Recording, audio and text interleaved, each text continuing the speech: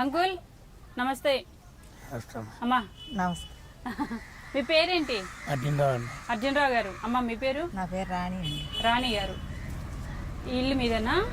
మా అన్నయ్య గారు అండి, నేనే ఉన్నా. నా అన్నయ్య ఇల్లా? ఏమైంది మీకు హెల్త్?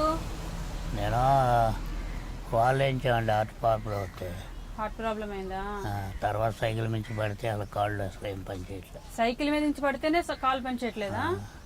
అంత స్పీడ్గా వెళ్ళి గుద్దారే ఏంటి? ఇక్కడేనండి, రోజు వెళ్తుంటే సైకిల్ అడ్డం వచ్చింది, ఆ పని పడిపోవటంలో.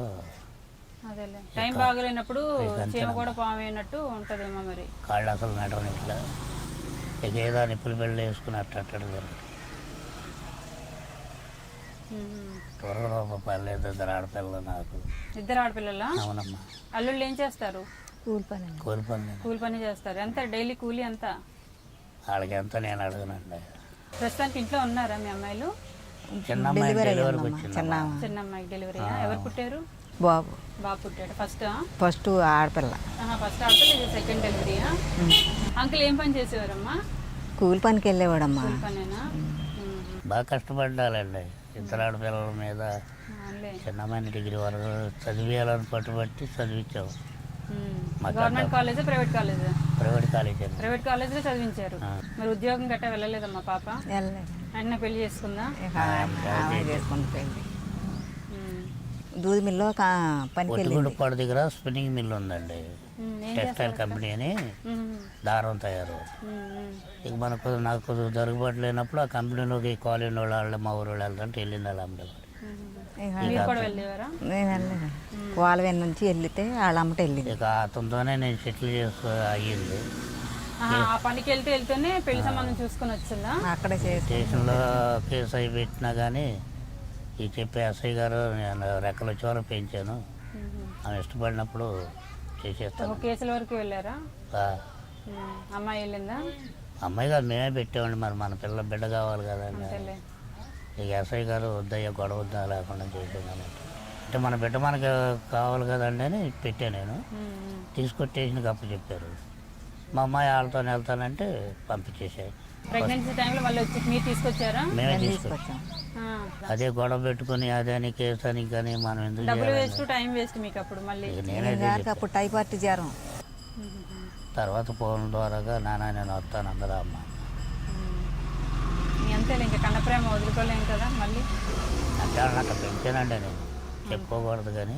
అంతేలేమ్మా, ఏది కావాలన్నా బట్టలు ఇది కావద్దండి అదంటే అట్లా పెంచాను. పెంచుతారు ఇంకా తల్లిదండ్రులు, మరి తప్పదు కదా, కూతురులే కొడుకులు అనుకొని పెంచారు. ఈ ట్యాక్టర్ డబ్బులతోనే అట్లా కాలం రేషన్ బియ్యం తింటా కాలం గడపటం. అమ్మ మొహంలో బాధ కనబడుతుంది. మరి ఏం చేస్తాము, ఒక్కదాని మరి పెన్షన్ అయింది. అందులో మందులు తిన ఒక 1000 రూపాయలు ఈ ఆటకి. ఆ మందులు అయిపోతేనే మనం ఎంతకాలం ఉంటామని చెప్పలేము అని ఇదిగా ఉంటుంది.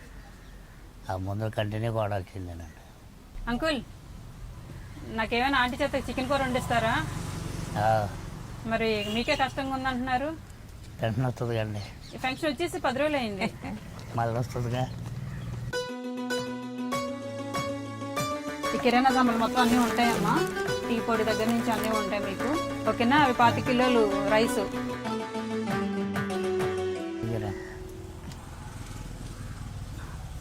అంకుల్కి మీరు పెట్టండి.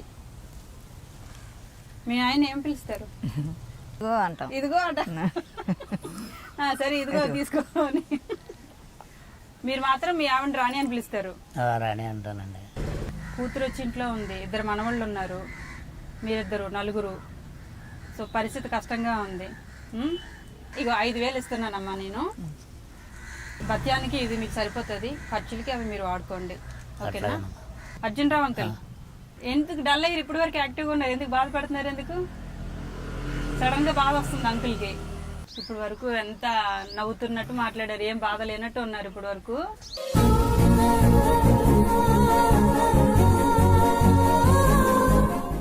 అమ్మా అంకుల్ నేను వెళ్ళొస్తాను. అట్టగనా అంకుల్ బాయ్.